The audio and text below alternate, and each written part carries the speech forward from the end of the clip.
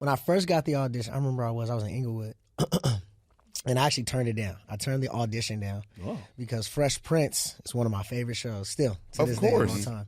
And because, as actors, sometimes we get the character breakdown. Sometimes we don't get the script. Mm-hmm. And so my agents and managers call me like, yo, we have an audition for you to be the new Jazz in the new Fresh Prince of Bel Air reboot. And I was like fuck no. Like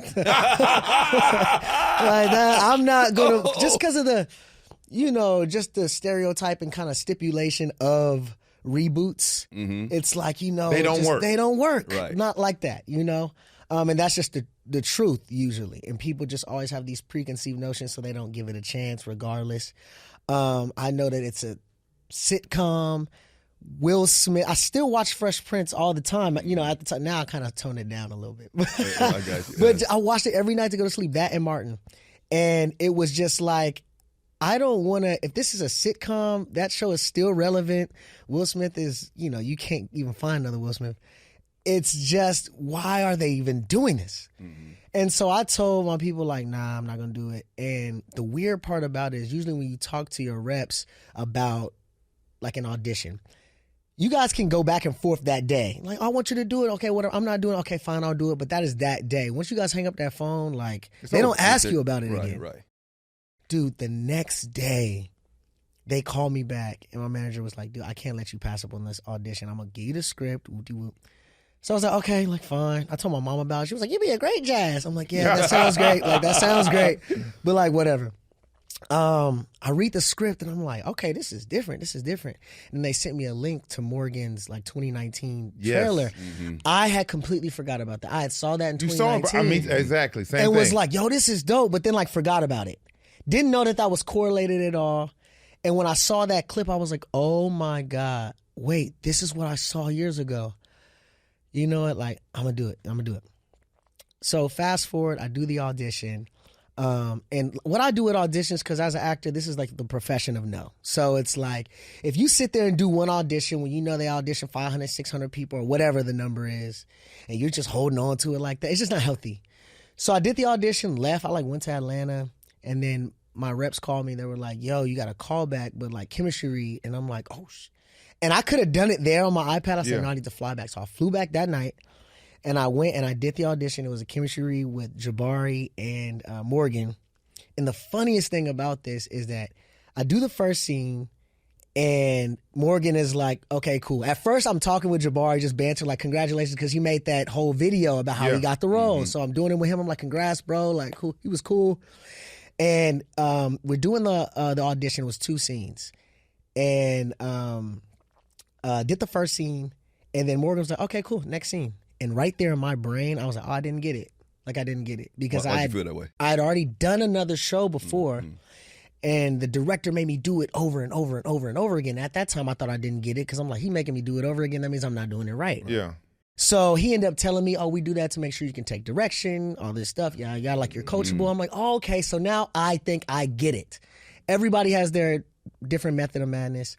And so I do the second scene, and he's like, okay, great, Jordan. And I'm like, okay, well, thank you guys for having me. And, whoop-de-whoop. Hung up the Zoom, called my mom immediately. Mom, I didn't get the role. Oh. What happened? You messed up? Like, oh, my God, son, what'd you do? I'm like, I just know I didn't get it. They didn't ask me nothing.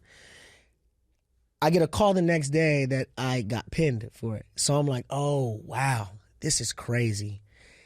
I had to wait a whole weekend. And so now after you do the chemistry reading stuff, now I'm attached to it. I'm like, man, now I'm Jazz, right? And I think it was a Jewish holiday on Monday. There was like Ramadan or something.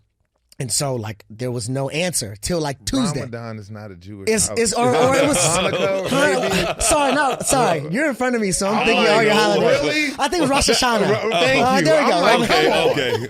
Jazz, you're Muslim on the show. Look, I'm sorry. God bless America. Yeah, my fault. That was crazy, Loki. What are you doing? Don't get mad. Calm We've down. had these conversations Yes. on set, man. I think it's because you're in front of me, so I was like, Muslim. I was like, Muslim. You're talking to Jordan right now. You're not talking to Jazz. So I had to wait till like Tuesday, and I finally like get the role. It was crazy. I was like crying. It was crazy. And so we shoot the first scene, and then me and Jabari have lunch with Morgan. And so Morgan is like, yo, so how'd you feel like when you got it? And I was like, well, I didn't think I fucking got it at all. I thought I was like done for. You didn't ask me nothing. And he goes, dude, right when you came on the screen, I just knew it was you. So we didn't have to waste more time. Wow. And that just made me, realize that everybody is different. You just go in and you do the best that you can. Don't assume anything. Mm-hmm. Because my mom always says, when you assume, you make an ass out of you and me. Mm-hmm. So it's like, I'm thinking like, oh man, like I didn't get it and I look stupid because I actually got it right then. And I'm thinking, oh, like I didn't get it. I was in my head for a whole day. It was crazy. That made it so much better, man. I got to give you a props, man, because this adaptation of Jazz is so much different than the original, obviously. It's not a punchline. Yeah. You got depth. It's a character that you root for, somebody that's like a deep brother, man. And you have it down pat, man. And the fact that you didn't think you was going to get it and got it, that's a blessing in itself, man. Well, before you finish, let me ask you this. Are you team Jazz or team Lamarcus? That's a great question. I'm definitely team Jazz. Okay. I never liked that dude. But so to be quiet, I never liked it.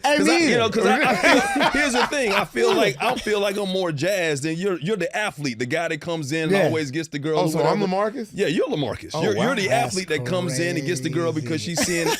And bro, so you got to watch. If you haven't seen Bel Air, you got to watch it because there is a situation that's going on that's like this little triangle that's happening right now between you, Hillary, and Lamarcus and whatnot. For sure. But to my point, man, I was talking about, like, when did you know?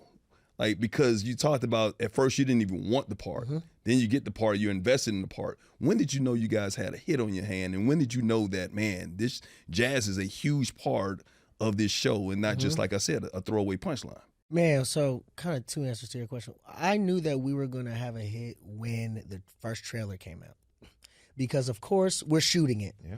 And a lot of people don't know that, like, just because I'm shooting it, I ain't seen it. Like, right now, seeing these episodes, first time.